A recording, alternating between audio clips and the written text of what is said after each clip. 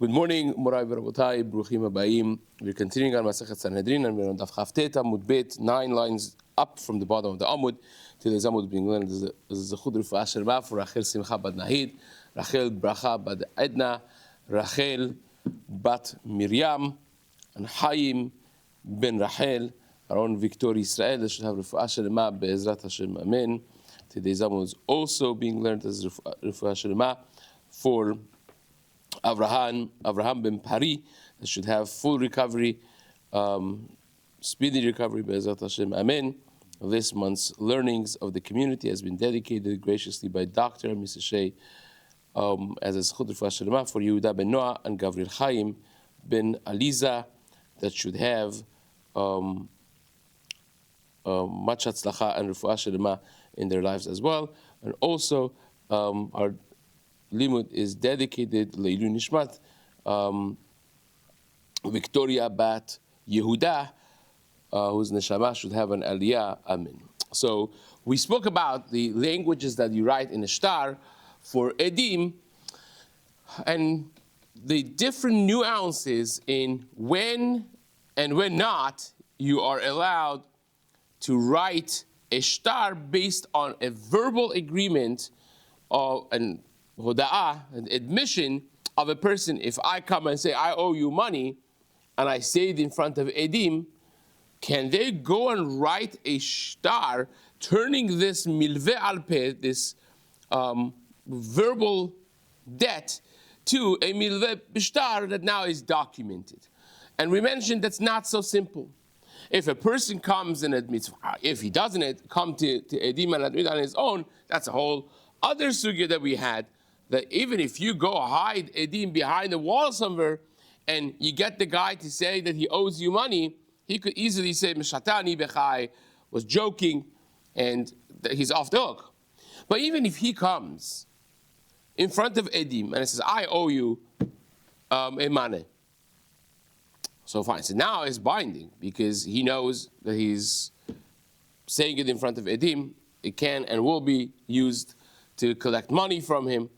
But he didn't say that you could go write it. If he says go write it, fine. So then we know that you could go write it. And to write in the shtar, Ploni said that he owes money to Ploni, and he told us to write it in a shtar. It'd be amazing. Also, if he would make a kinyan on that, in other words, he comes and says, I owe X amount of dollars to Shimon. So, okay, good. Hazak Baruch. Can you make a kinyan over here? And he would make a kinyan, gevaldik. Even if you didn't tell him we're going to be writing this, and he didn't say, go please write it, we still could write it. Because stam kinyan, when you make a kinyan, it is meant to be documented. And therefore, even without telling him, you could go and write it up. And now, obviously, it's geschmack because the malveh, the lender, he has now a document. He could go anywhere. He doesn't have to schlep the edim with himself everywhere else. How about if he didn't have that? So we mentioned that you can't really write it. But that's a nuanced halacha. If I find a shtar comes to Beit Din, Reuben owes money to Shimon, and 2 edim are signed on the bottom, can we always assume that edim know the halacha, and he doesn't say in the shtar that he said, go, write it, sign it, and give it to Ploni, which usually would be the document, right? If that language is missing, so we are left scratching our heads, maybe there was a mistake. This is a nuanced halacha that if they didn't make a kinyan, you cannot write it. Me and you would think, well, if they came with 2 edim in front of, and he admitted it in front of 2 edim, why can't I write it? Now, we mentioned why halachically you can't, because maybe he doesn't want it. Milveh b'shtar is better than milveh b'al peh. It's bad for him to subject himself to milveh b'shtar. So maybe he didn't want it. But that's not a well-known halacha. So are we to assume that every person that sits and writes a shtar knows this halacha? Or maybe they don't. Now, when you go to a chatuna and they assign you to be an ed, the Besad Kiddushin tells you the halachot. Hopefully he knows it. Right? The Gemara says, any person, this is a big problem.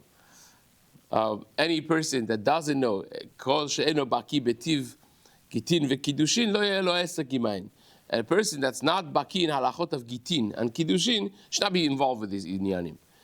Tosa deals with it if it's gitin kiddushin, but maaseh, not every pulpit rabbi, if he's not a Tamil Chacham, should necessarily be dealing with being a Masechet Kiddushin. Just because he was the Kiruv Rav of this person, they should be getting proper directions. It's complicated, of shtarot and ketuvah and so on and so forth. So, are we to assume that everyone that deals with shtarot knows the halachot? Or do we say maybe they made a mistake? That's the question that the Gemara starts with. It says the Gemara 9 lines up from the bottom of the Amud. Hahi odita. Shtar oda'a delo hava katuba amar lana ketovu kitvu v'chitbu v'havule. A shtar odita that someone was modeh, admitted that he owes money, but usually in shtar odita it says, he told us, write it, sign it, give it to him. Because I'm being modeh. I'm telling you I owe money to Shimon. Please go write, sign, and give it to him. That's the normal text of a shtar odita. Every type of shtar, in the time of Chazal, and even nowadays, has a standard text. The standard text of a shtar odita would be, so-and-so came in front of us, said that he owes money to so-and-so, and he said to us, write, sign, and give it to him. That's the normal standard shtar odita. This shtar odita signed doesn't have that key sentence of he told us, write, sign, and give. So now we are scratching our heads, is this for real? Is this not for real? Abaye and Rava Damri Tarvaihu, both Abaye and Rava, they wanted to argue that this should be good. Should be good because of a precedented halacha from Resh Lakish. What does Resh Lakish hold? Resh Lakish said, Damar Resh Lakish, Chazaka en ha'edim chotmin al shtar, elam ken na'aseh gadol. It's a chazaka, you could assume already, that edim don't sign on a shtar unless they are of age. Now, of age, we would imagine, what's age? Bar mitzvah. Right? Bar mitzvah is considered an adult, part of the minyan. Really, when it comes to kinyanim, even less than bar mitzvah is binding. The age of peutot, stror vezorko, egos venot lo, is 6 and 7, kibar shit, kibar sheva. Their kinyan is a kinyan. Certainly if he was bar mitzvah, but that's not the halacha. It's machloket bet Hillel bet Shammai, l'maaseh 20 years of age. That's what it is. So Resh Lakish said, it's chazaka that whoever signs on the shtar was already above that age of 20 because the sofrim, the ones who are in charge of writing, they should know basic halachot, right? They are ought to know if the guy is a sofer, is a scribe of the Beit Din, his job is to know basic shtarot. So he also knows. He says, 20. Can I see your ID card? Right? Okay. So then that's the Resh Lakish. Resh Lakish says it's chazaka. You can assume already whoever signed there is already of age. So it says the Gemara, Abaya and Rava wanted to say just like Resh Lakish said it's a chazakah that whoever signs is of age. There also should be a chazakah that whoever signed a shtar, the shtar that was written by this sofer was a proper shtar. They wouldn't just write a shtar if they didn't hear from the person that admitted, go write, sign, and give it, or at least they would make a kinyan from him, right? Because remember, unless you made a kinyan, or the person said, go write it, you're not allowed to write it. Even though that he admitted, and it's a milveh b'shtar in front of two edim, he admitted. Still, that's a halacha that we assume, said Abaya and Rava, that the sofer, the scribe, knew this halacha. So he would never write a shtar and document a chov if he wasn't either with a kinyan or that the guy said, go write and give it to him. So says the Gemara, obviously, we have a machloket here. Matkif la Rav Papi. Abaya and Rava hold like this. Rav Papi said, wait a second. Who says? We don't even know this halachot. This is a very nuanced halacha. Even if you go ask Amoraim, not everyone knows this whole nuanced, the whole Amud that we learned here. Not one. You expect the sofer to know that? So the Papi said, no, if you have a star like that and it has a bad shmek, it smells like something is wrong because it doesn't have the main text of he said go write and give, sign and give, we assume that they probably should not have written it, and that's that. The Gemara says, this was a comment, a kasha for Rav Papi, or Rav Huna Bret, Rav Yeshua, Mi'ika Midi Ta'anan Lo Yadinan. Is there something that we don't even know, and the Sofer knows? The Chachmei Bet Midrash don't all know this. You expect the Sofer to know it. The Gemara says, well, Sha'ilinu, they did an experiment. This was a memra from who? Abaya and Rava. You remember that? Now Abaya has his Beit Din, Rava has his Beit Din. They say, you know what? Let's go see. They went and asked the scribe of Abaya's Beit Din, the scribe of the Sofer of Rava's Beit Din, and guess what happened? They knew the halacha. So you see that Abaya and Rava were not so off because they assumed that an expert Sofer knows this basic halachot of shtar. He's not just going to say because they tell him right, we pay you the money. He's going to say, wait a second, was there a kinyan? No, it wasn't a kinyan. You can't write it unless he said write it. If he didn't, so therefore, if you have a shtar, even though that it may be by mistake missing that comment of we don't say that was a mistake. We say the guy didn't say write and give, but we made a kinyan. And if you made a kinyan, even without him saying go write, sign and give, we could go write and sign and give, and that's what we would assume automatically. Fine, very good. Says the Gemara.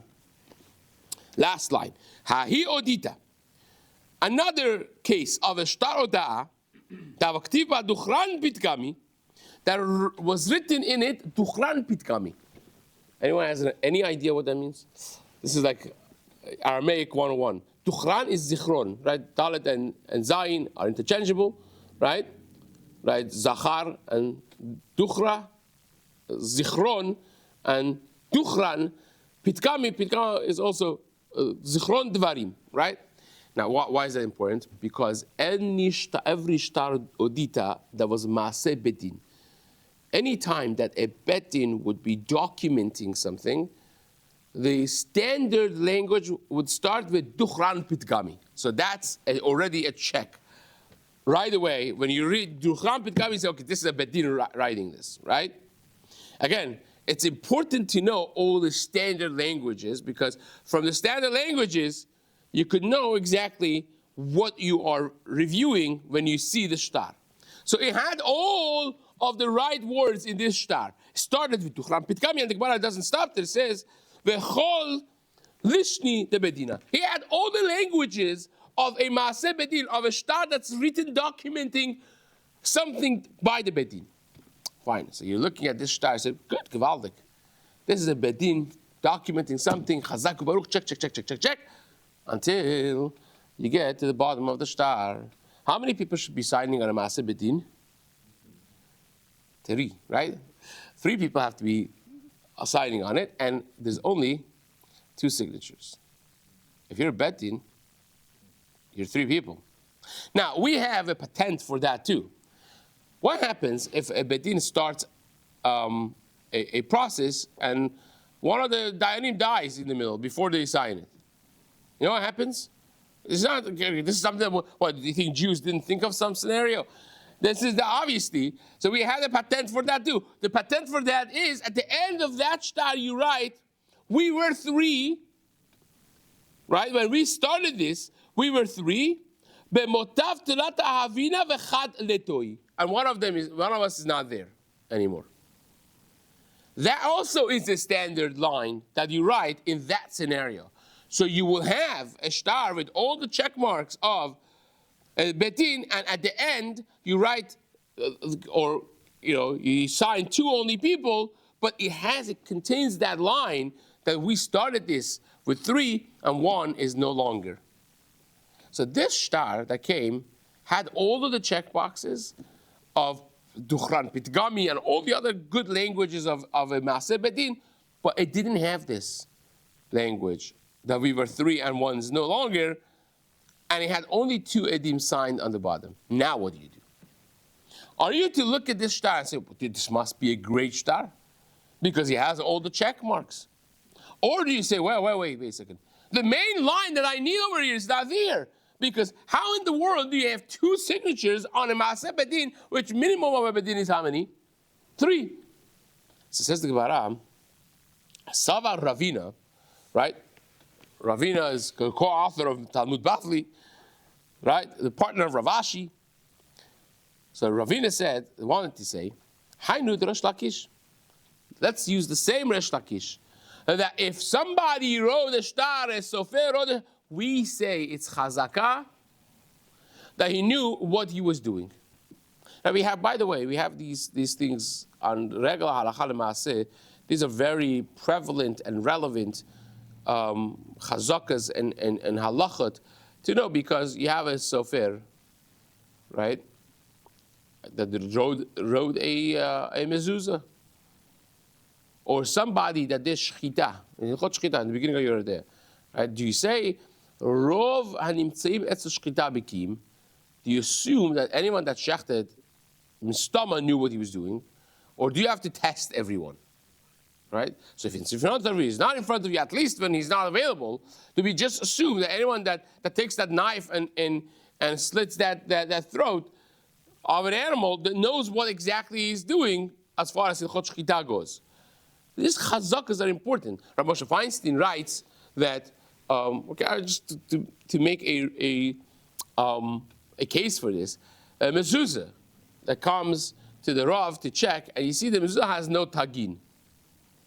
Right? The otiot of Shatnas Gas need to have tagin, crowns. The mezuzah came, he's checking it, it's written beautifully, no tagin. Kasher or pasul?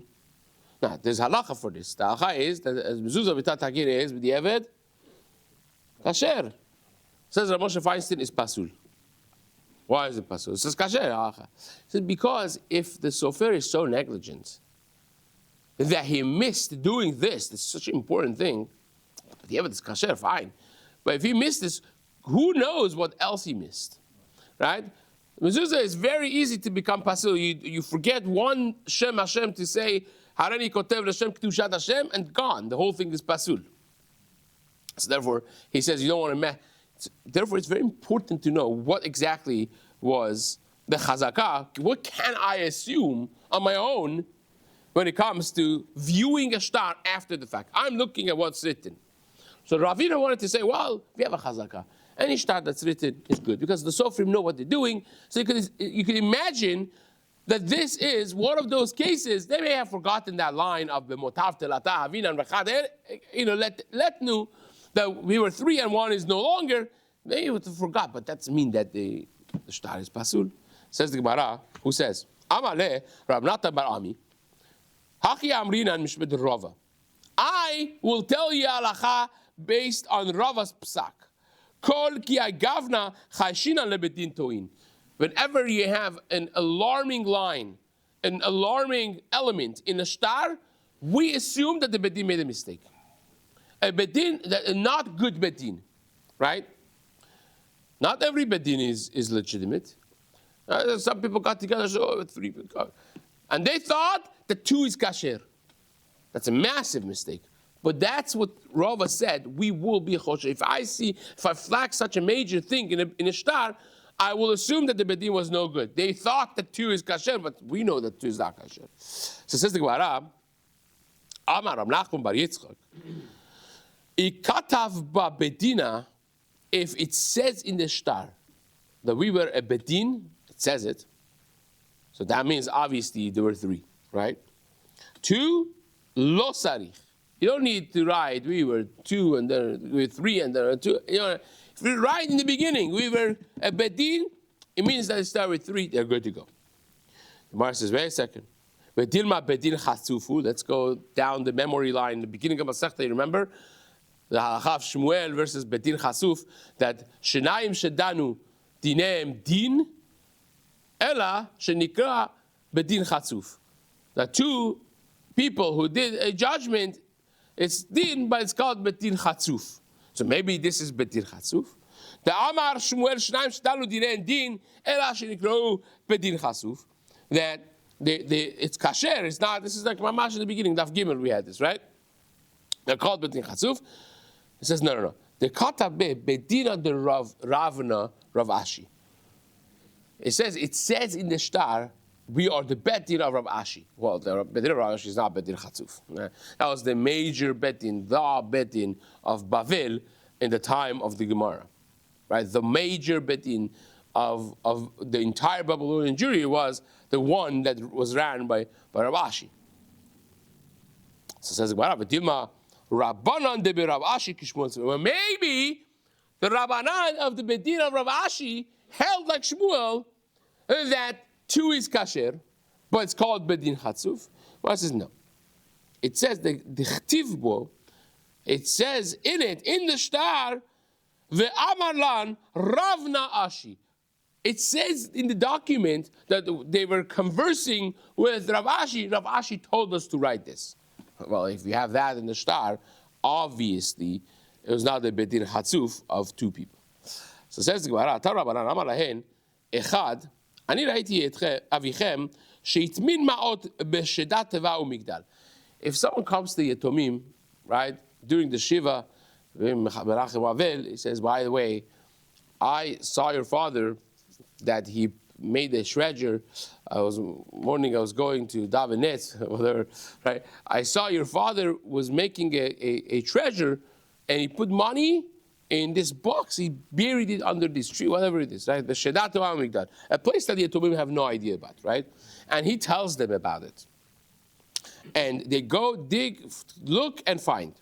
Exactly as he said was correct. What's the status of that money?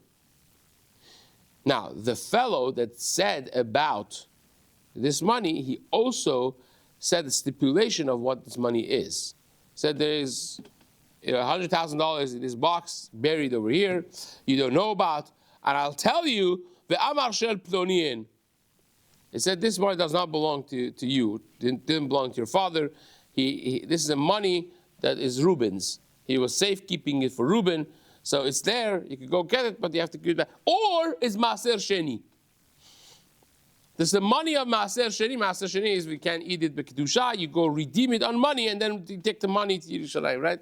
So this is money of Maaser Sheni. You can't just have it, right? Do you believe him? Or do you not believe him? He came and he said something, right? So says the Gemara, Bebayit lo amar kelum.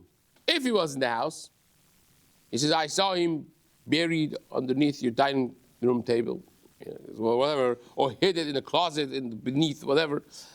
So if it's the house, you don't have to deal, obviously, you go find the money, that part of it is good, but you don't have to be stipulated with the stipulations that he said, oh, this belongs to Reuben, this belongs to Shimon, this belongs to Maaser Sheni. You don't have to reckon with that, right? You could go use it yourself. Besadeh, then the Varav Kayamin. If it's in the Sadeh, if it's in the field, it's not in the house, then you got to listen to him that this money doesn't belong to him, it belongs to someone else. Why is the difference?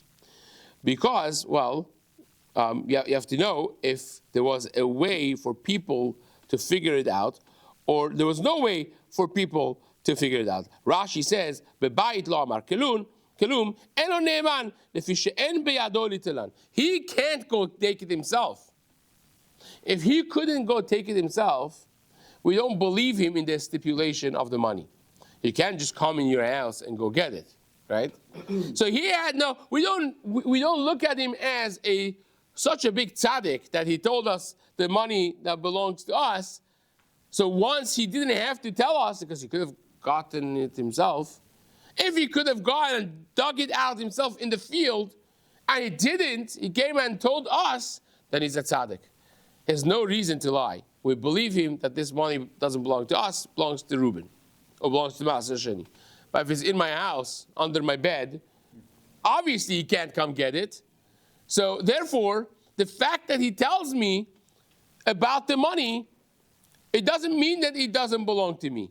He may have known that my father kept his money there, and he is saying, well, it really belongs to Reuben, and he has really made up with Reuben 50-50, right?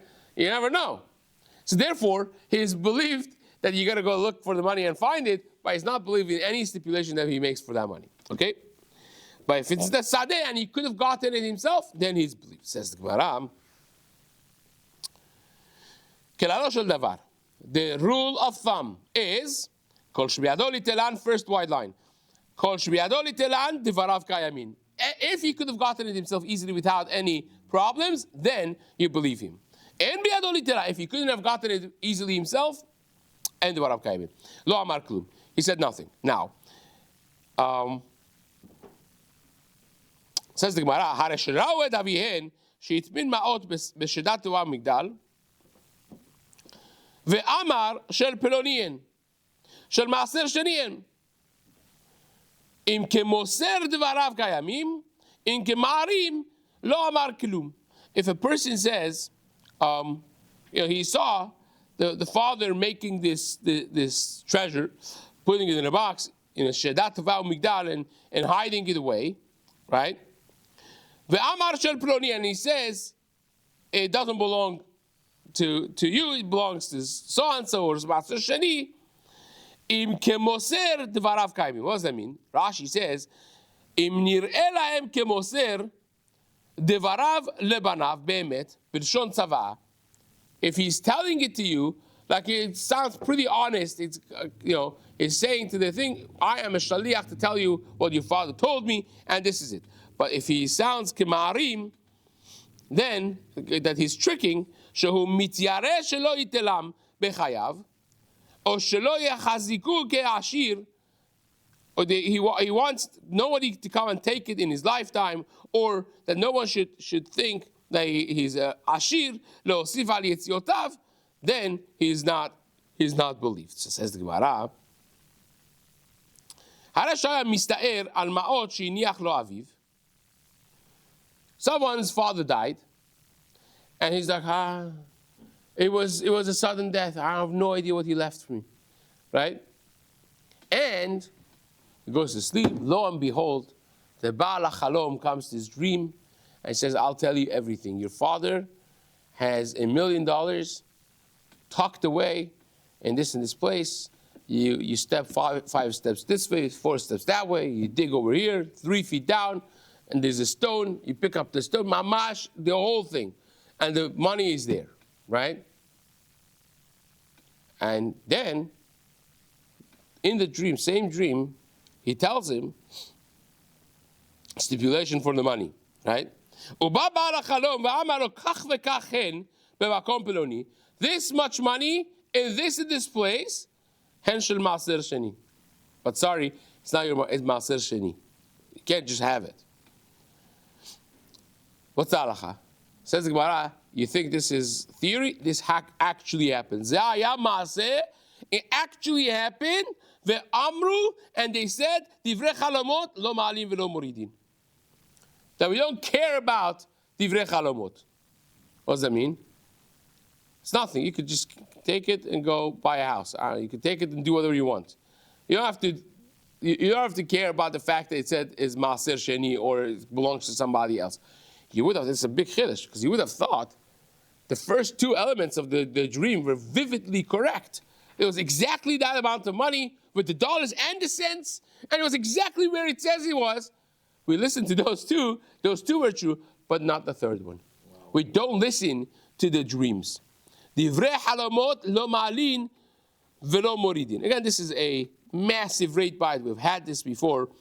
In number of masechtas that we spoke about, especially Masechet Brachot, before we did the 9th parak, we spoke about on one hand, b'chalom adaberbo, there is a concept of chalomot, and then there's divrei chalamot shavi daberu, divrei chalamot lo ma'alim v'lo moridin. But this is the psak, the halacha, that even though that you had this vivid dream, you don't have to be bound by the stipulation of the dream at the end. Fine. Now, shnayim omrim zakai. We're almost out of time over here. Shnayim omrim zakai, v'shnayim omrim chayv. So if you have, well, this is going to be, it got late early. If you start this, then we're not going to. We're going to stop here. But Zat Hashem, we'll pick this up from the 2 dots in the next year. Chazak Baruch.